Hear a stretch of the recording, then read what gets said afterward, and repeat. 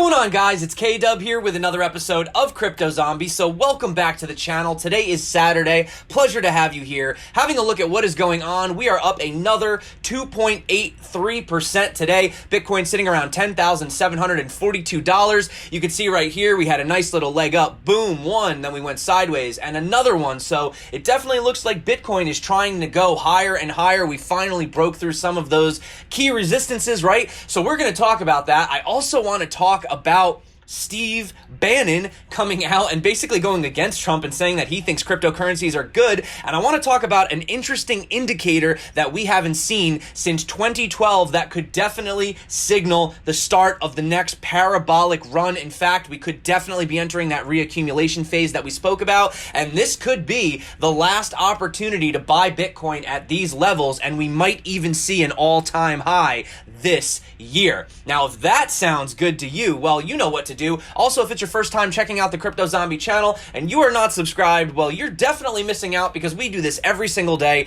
even when I am not in the studio. And as you guys know, we do give away a ledger every single Monday. All you gotta do is comment on literally any video to be eligible to win. Now, having a look at what's going on right here, if I give this a quick refresh live right now, we notice that Bitcoin dominance is actually around 66.4%, market cap around $290 billion. We're almost finally back up to that $300 billion level. Once again, Bitcoin looks like it is leading the pack with the exception of some altcoins today. We have First Coin up 35%, Chainlink up 19.75%, and how funny was that? We were just talking about Dragon, Oracles, and were they going to be, a competitor? I mean, we'll have to see as far as what they can, do performance-wise, but they ended up dropping like 25%, and here we are, Chainlink up 19%, so thought that was interesting. Also, Energy, look at that, entered the top 50, Japan Content, Grin GX. So we do have some altcoins doing well, but I don't want to be the guy that has to remind you. But if we have a look over the past, even just 7 days,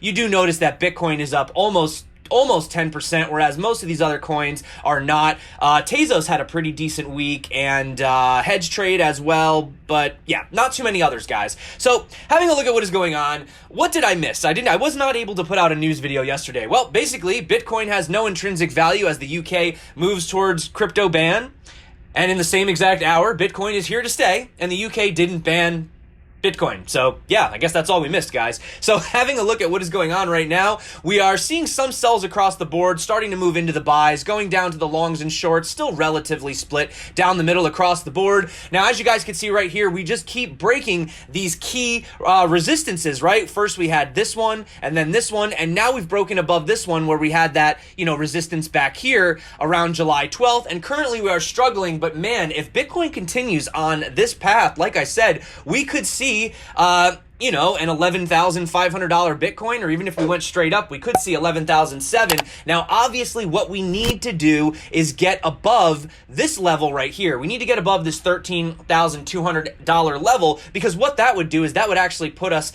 into finally a higher high. Now, it wouldn't be higher than the one that we had back here, but at least we wouldn't be putting in this downwards channel, right? So that's definitely something that we want to do short term. But the good thing is that we are in the blue box region. Now, this is a region that we've had looked at for quite some time. However, we are being stomped out by this $10,957 level. Although really, I think it's more of a psychological $11,000 level, right? I think once we get above that level, well, then we might see Bitcoin really, really start to rally, right?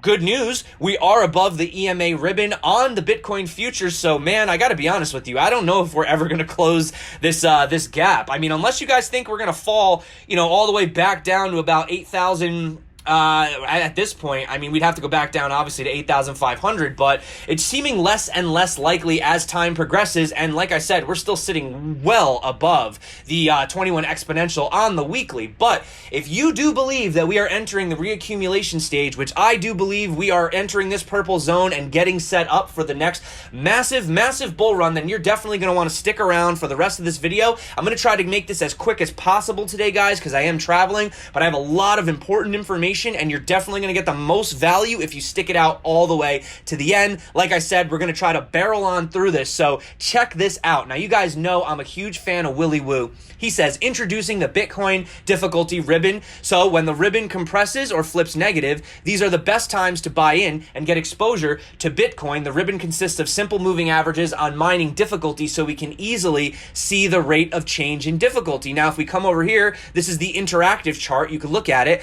Now, you can see right here where the band started to compress. Okay, this was right around this little run-up that we had in 2012, where we had a little minor pullback, and then we went on a massive parabolic run, with the exception of this little pullback right here, basically all the way until, you know, we had that all-time high at the end of 2013. So, are we going to repeat that again? Well, if you have a look, Willy Woo actually says that it does seem that the 2019 and 2012 bull markets have the same structure. We saw severe mining capitulation, ribbon flip negative, leading to a shorter accumulation band before price breakout. This bull market has resembled 2012 more than 2016. And, you know, going back to this, 2016 was quite massive. In fact, you could see here, after we had that pullback from the all-time high, well, that was back in the day, which was around the $33. Imagine that being the all-time high. You know, we had that bear market, but here's the thing.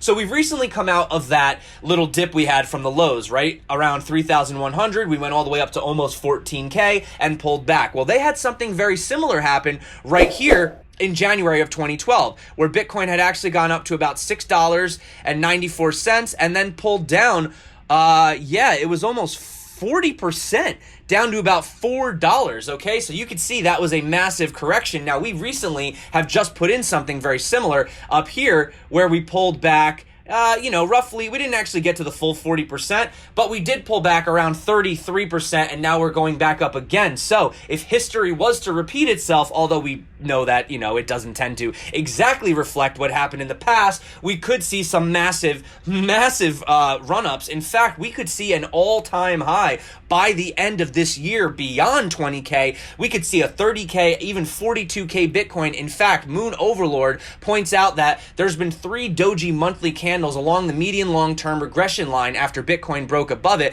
After each one, Bitcoin has tapped the top band. This month, we're forming our 4th potential doji. A run to the top of that band would actually put Bitcoin at $50,000. And I know some people are thinking this is probably not possible. How could we ever do this? Well, just think about all the people that didn't even think we'd be at 10K by the end of this year. I mean, it was pretty scary down at those $3,000 levels, and now we are yet again above $10,000. And one thing I just want to point out real quick, just if you want to just take this with a grain of salt, Trump just hiked the Chinese tariffs again, and the last time he did this, Bitcoin spiked 40%.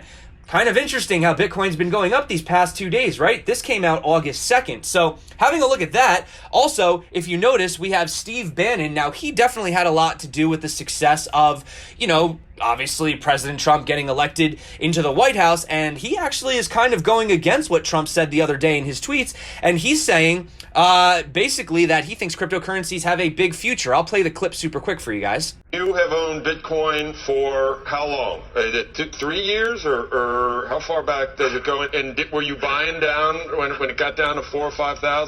Bitcoin Bannon?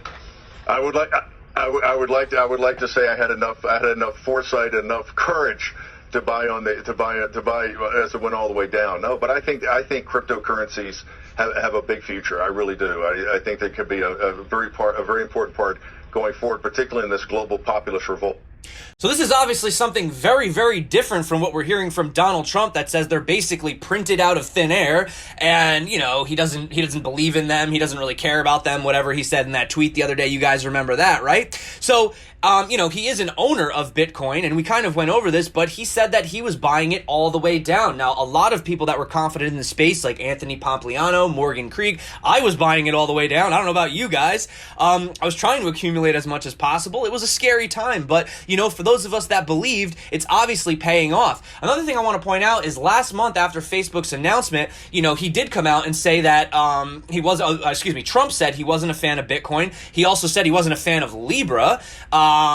So this is pretty crazy to see that Bannon said that governments, central banks, and banking industry want to stay with fiat currency, so it's no surprise that they get in there and regulate crypto, but currently he is seeing a massive future for cryptocurrencies. Now, I want to talk once again really quick. Stay with me, guys. This is super important because I know a lot of people out there are in altcoins. I still have a small altcoin position, although at this point, I think my Bitcoin comparative is like almost 90%, which is really crazy. Some of it is because of my own doing. Some of it is just because the altcoins I was holding are just not performing, right? You can see Bitcoin is king. And another one of my favorite analysts, Alex Kruger, he says that most alts have become asymmetric bets with an unattractive return profile, as alts consistently underperform Bitcoin on down days and only sometimes outperforming Bitcoin on up days. His observation that alts consistently underperform Bitcoin on down days and only sometimes on up days actually aligns recently with Coinmetrics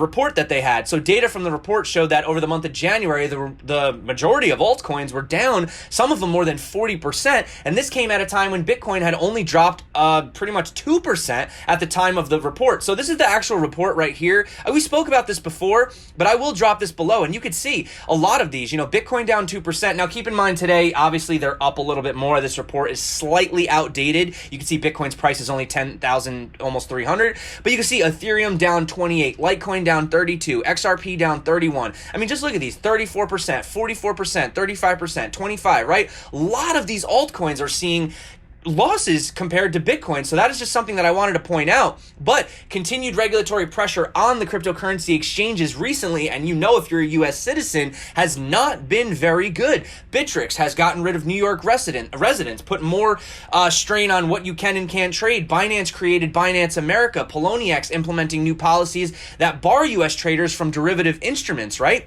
Also, guys, the big picture favors Bitcoin from a macroeconomic perspective. Many countries are gravitating toward monetary easing, and investors are wary that a global recession could slowly be in the making. Now, like I said, I'm not particularly looking forward to a global economic recession or crisis, right? I don't want that to happen, but at the same time, I'm very, very happy that I'm hedged in something that really isn't tied to any of these policies, any of this inflation, any of this sanctioned stuff that's going on, right? I mean, that's what I'm seeing. And you can see right here, Coinmetrics stated that it now seems nearly certain that 4 major central banks of the world, we have the Federal Reserve, the European Central Bank, the Bank of Japan, and the People's Bank of China, are on the cusp of another monetary easing cycle. As real interest rates decline, the opportunity cost of holding non-yield producing assets like Bitcoin declines as well. If you guys want to look into all the stuff, like I said, I do have it here. Lots of different things you could look at, lots of different things to analyze. But yeah, here's the other thing interesting too. So I'm probably going to pronounce this wrong. I always say this wrong. But so yesterday you had Ikigai? Is it Ikigai Asset Management? Please somebody correct me how to say that. But anyway, they released their 10th monthly crypto and traditional market update, and the report was filled with some intriguing Bitcoin price action observations. Now, you might be familiar with Travis Kling. He also was speaking about this as well, and they're saying that they believe that the crypto sector can fundamentally change the world and create trillions of dollars of value in the process. So in their monthly update letter that went out June 1st, they said, last month, well, this is in their words, they said, last month we stated that new all-time highs were within reach for 2020. They say we now believe that we may have proven to be too conservative, and there is a meaningful chance of new all-time highs possible in 2019 and definitely likely in 2020. Some of the reasons that they talk about: mainstream media coverage of cryptocurrency has risen significantly. In fact, you can't even turn on the TV without hearing something about Bitcoin every day. No coiners are joining the pack, or at least expressing more interest in cryptocurrency. I've definitely had some friends and family reach out to me that I haven't heard to in quite some time, or heard from, and also exchange volume has exploded upwards as well. Now, here you can see, while a deeper pullback in the near term is certainly possible, they say that they believe it is most likely simply an engineered opportunity for risky whales to profit from short-term shorts and accumulate more Bitcoin at lower prices before taking the market to new year-to-date highs. The report also points out another case for Bitcoin rallying towards their all-time high is their rising Bitcoin dominance. Right now, just going back to today, we can see right here, the Bitcoin dominance on CoinMarketCap is up to 66.4%. And I don't have the chart pulled up right now, but I can assure you it's probably a lot higher if we look at it on the TradingView charts as well, right? So getting back here, you can see Bitcoin is separating itself from the rest of the crypto asset landscape in terms of institutional investability. And here you go. Here's the chart right there, so I don't have to pull it up. So the report takes a deep view at an array of metrics. They talk about hash rate, volume, on-chain activity, USDT printing, short and long-term price action, and they basically conclude that despite the current pullback, Bitcoin, and this is their exact words, is incredibly bullish. So what we're seeing right now is just these whales shorting the market and trying to squeeze every last bit of Bitcoin they can get out of the market because they know that they cannot stop this, right? They cannot stop this. Oh, also, this is the full report if you guys want. As you guys know, I always have links in the description below, and I forgot to mention in the beginning, I know it's a little late in the video, but I do have timestamps too if you ever want to just jump to any part of the video. You know, some parts may interest you more than others, but here's the thing. They say at some point this summer, big banking will try to take on the exciting new world of cryptocurrencies. Now, I don't necessarily think they're referring to just the actual summer. I think they're referring to almost like crypto summer, right? Because we had crypto winter, we're in crypto spring, and now we're entering that reaccumulation phase, and then we're going to go full on bull, right? So obviously when these guys come in, what do you think they're going to start with? Well, they're going to start with Bitcoin. They're not going to start with some coin on page 5 or 10 or something. No, they're going to start with Bitcoin, right? They will use normal tactics as usual. They talk about pumping and dumping. They're going to try all the tricks in the book that work in traditional finance, right? And for the most part, granted that Bitcoin is relatively low market cap, well, they may have some luck with it, but as you can see over time, the other big whales who would come in, and this would include corporate giants, the tech guys are already in, nation states, and just about anyone who thinks the price of Bitcoin can be controlled by a few, but they're in for a surprise. Bitcoin's price no longer belongs to anyone, okay? And the longer these guys wait, the more of an opportunity you have for the regular person like you, like me, to accumulate more Bitcoin. I mean, this is an opportunity. This is a once-in-a-lifetime opportunity, realistically speaking. I mean, I don't think we're going to ever see something like this ever again. Now, if you also come over here and you talk about Square, they're saying that sales of Bitcoin on their app is absolutely surging. In fact, they sold 125 million in Bitcoin in the second quarter of this year. That is up 237% from last year this time. The company says that its rising Bitcoin sales benefited from the steadily rising price of Bitcoin throughout the quarter. The sales earned Square a 2 million gross profit. In fact, we spoke about this yesterday. But Steve Lee, he's the head of Square Crypto, said, "We are very pro-Bitcoin. There's more than enough work for us to do. That said, we're open to emerging use cases and technologies that do complement Bitcoin, but our goal is Bitcoin for all. We're focusing on improving the Bitcoin experience for mainstream users. The user journey will always be central to our thinking." And this is exactly why I said you're probably not going to see an alt season maybe ever again as far as what we saw in 2017. But if you do think there's a potential for like random altcoins to just start popping off left and right, we're probably not going to see that until Bitcoin hits its next all-time high, or at least surpasses its previous of 20K, right? And it's been playing out so far, so it's not like we're just like making this stuff up. I mean, we've been talking about this for months, and it's been playing out this way for months. So, I mean, you know, all right, I'm just saying, if it looks, you know, call a spade, right? So anyway, check this out. This is a funny statistic. So on July 31st, and this is just one day, Bitcoin miners earned $540,000 in transaction fees, whereas in the last 12 months combined between Bitcoin SV and Bitcoin Cash miners, they have only earned about $130,000 in fees. Now, I know some might say, well, that's because fees are lower, but I think it also shows which network is actually being used. Let's be honest, people, right? Also, just side note, why not? We're here speaking about, Bitcoin Cash. It actually looks like Roger Ver has quietly stepped down as CEO of Bitcoin.com and has been replaced with Stefan Rust. It looks like this happened about July. So that's pretty interesting right here. Also, I don't know if you guys have ever seen this video of Roger Ver, where he basically says there's absolutely nothing to worry about. Mt. Gox is, totally awesome. And then later he apologizes about it, basically getting whatever happened with Mt. Gox, right? We don't really know, but we always assumed it was something fishy, right? So anyway, I'll drop that below if you guys are interested. Like I said, I'm trying to keep the video quick today because, yeah, we are on a pretty tight schedule right now. So talking about some coin news, we have IOHK. You guys know they're the research and development company behind Cardano. They just released their first edition of their Plutus ebook. The book will be available on Amazon and LeanPub and is a comprehensive guide to the company's Plutus programming language and aims to simplify the development experience on Cardano.